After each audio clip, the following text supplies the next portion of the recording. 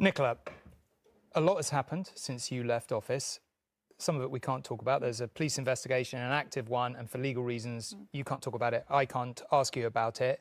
Nevertheless, there are going to be lots of people watching in Scotland tonight who are going to say, look, this looks like an absolutely disastrous result. And there are going to be people inside your party and perhaps out saying it's all your fault.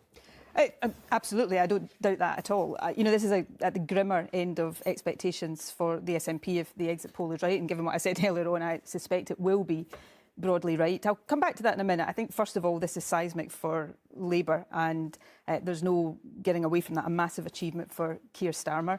I think it will be interesting as the night progresses to see the extent to which this is a victory driven by a Tory collapse as opposed to a Labour surge. I agree with Ed, seeing the vote shares will be fascinating. I think there's also a question about, you know, this massive mandate Labour now has and what actually is it a mandate for. They were very, very cautious during the campaign. I think the UK political system may be reaping the whirlwind of appeasing Farage rather than taking Farage on the core arguments that he makes, particularly around immigration. But a seismic win for Labour, and it looks as if Labour has also won its first election in a long time in Scotland.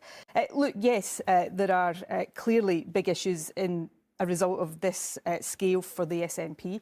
The SNP's been in government for 17 years. We're in government now at a time when austerity is really biting. The impact of Brexit is biting. Of course, there were always going to be real challenges in this election, but it's also about the context of the election. You know, this was a kick the Tories, get the Tories out, and that always happened to the SNP pre the independence referendum, and I think we're reverting to that tonight. But, you know, this is not a good night for the SNP on these numbers, and there'll be a lot of questions that need to be asked as we come out of it. I think there will be a question about whether there was enough in the campaign to give effectively a USP to the SNP in an election that was about getting the Tories out and replacing them with Labour. But no doubt we'll get into much of that as the night progresses.